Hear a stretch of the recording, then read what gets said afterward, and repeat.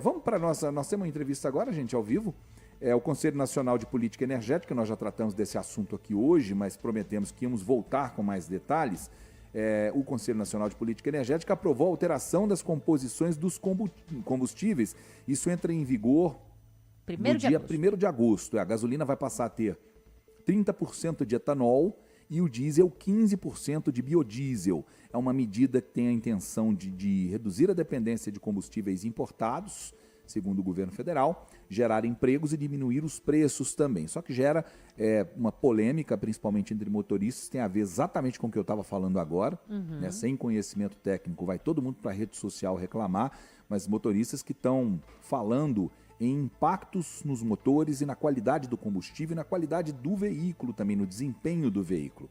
Para a gente entender melhor essa situação, nós vamos conversar agora ao vivo com Vânia Passa, que é especialista do Laboratório de Ensaios de Combustíveis da Universidade Federal de Minas Gerais. Professora, bem-vinda aqui ao nosso Deadline da 98 News. Uma boa noite para a senhora. Boa noite, pessoal. É um prazer estar aqui com vocês, né, para a gente discutir esse assunto tão importante, né, que são os combustíveis brasileiros. Quando a gente fala em aumentar o percentual de etanol na gasolina, eu disse agora, muita gente vai nas redes sociais e fala assim, mas quem vai pagar a manutenção do meu carro? E o desempenho do carro? Altera tanto assim, professora, a qualidade do combustível?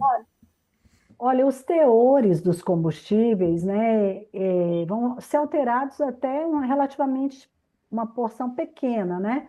Porque hoje a gente tem 27% de etanol na gasolina. Então, você colocar mais 3% é uma variação muito pequena, né? Então, eu acho que o consumidor talvez nem perceba, né, essa diferença. Bem como no o biodiesel no diesel, né, a gente tem hoje 14% e nós vamos aumentar 15%. Né? Então, isso faz parte de um planejamento que já vem sendo feito pelo governo brasileiro, está previsto na Lei Combustível do Futuro e também aprovado pelo Conselho Nacional de Política Energética, o CNPE, né? Exatamente para que o Brasil possa cumprir os seus compromissos ambientais, né? De descarbonização do setor de transportes e também, né, tem uma série de vantagens também econômicas. E a gente vê que essa variação pequena para o consumidor não deve afetar de forma significativa, né, o seu veículo. Eu acho que eles não vão sentir, né, porque a variação é pequena. Professora, existe um teto para essa mistura chegar? Assim, existe um máximo aí que pode haver de percentual Olha, de mistura desses combustíveis? olha, a gente pode pensar, vamos separar primeiro a questão do etanol, o etanol na gasolina, né?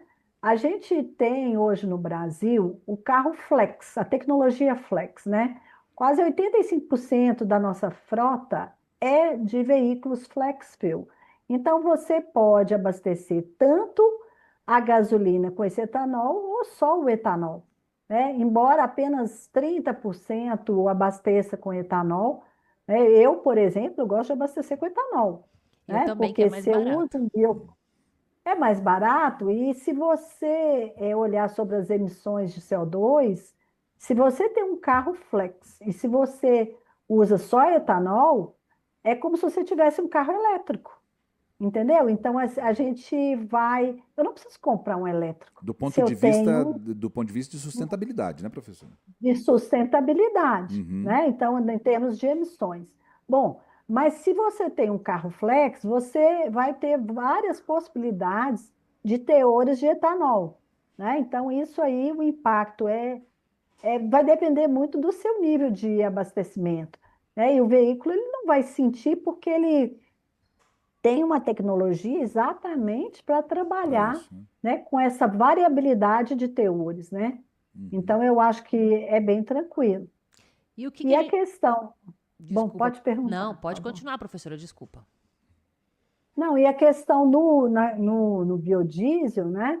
Aí você tem também uma questão muito diferente, porque o biodiesel, aí você tem motores que precisam, às vezes, serem adaptados, mas os limites, né? Que você estava me perguntando se tem um limite, o limite de 30% para o etanol, que, segundo a Lei Combustível do Futuro, até poderia chegar depois a 35%. Uhum. Mas esses limites, eles são feitos a partir de estudos em motores, né, de vários segmentos do mercado. Já o biodiesel, o limite já está determinado para aumentar 1% ao ano, né? Então, nós estamos em B15, nós vamos, no ano que vem, aumentar mais 1%, e depois mais 1%, até a gente chegar em B20, né? Então, essa é a meta, né, que está sendo prevista.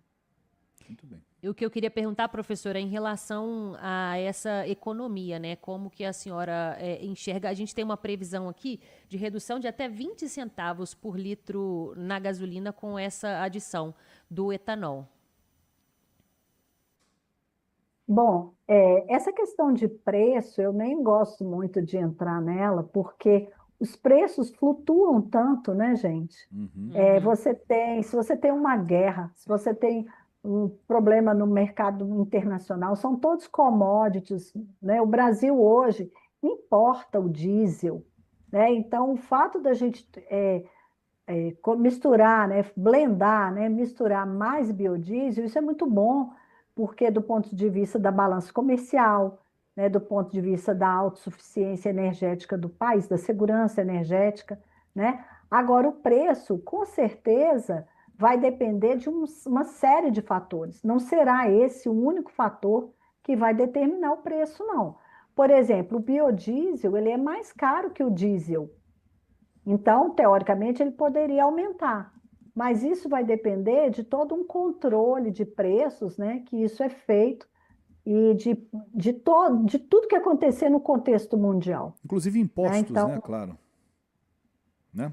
inclusive impostos também, É. né? Com certeza. Uma carga grande, Professora, para a gente né? encerrar, teve a participação, ou tem a participação da indústria automotiva nessas discussões, na validação dessas decisões? A senhora disse, por exemplo, que em relação ao biodiesel, isso já é uma meta pré-definida.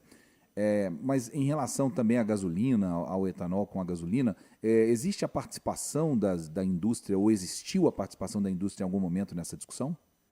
Com certeza existe, né? O governo, através do Ministério de Minas e Energia e da Agência Nacional de Petróleo, ele promove, catalisa, né? Ativa alguns entes né?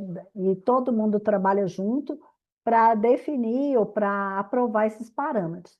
Mas uma coisa muito importante que eu gostaria de falar é que toda essa modificação que é feita, né, na matriz energética brasileira, isso é muito bom para o país, porque a gente vai cada vez evoluindo mais, mas traz desafios de fiscalização, de monitoramento, né? E agora, infelizmente, a gente está né, já hoje, a gente já tem uma previsão de paralisação e de monitoramento né, da qualidade dos combustíveis na revenda, né? Que é o trabalho feito para a ANP. No próximo mês, a gente já não vai ter essa fiscalização por cortes orçamentários. Então, isso fica bastante preocupante, né? Se a gente altera a matriz, altera o combustível e a gente não consegue monitorar a qualidade. Eu coordeno o laboratório de combustíveis da UFMG, que monitora os combustíveis em Minas, e a gente acha isso extremamente relevante, porque foi monitorando que a gente conseguiu combater a adulteração, né? Que no Brasil já esteve extremamente alta e hoje está bem controlado. Tá certo, muito obrigada. Essa foi a professora Vânia Passa, que é especialista do Laboratório de Ensaios de Combustíveis da UFMG. Muito obrigada pela entrevista e até a próxima. Eu que agradeço, um abraço a todos. Obrigado, professora.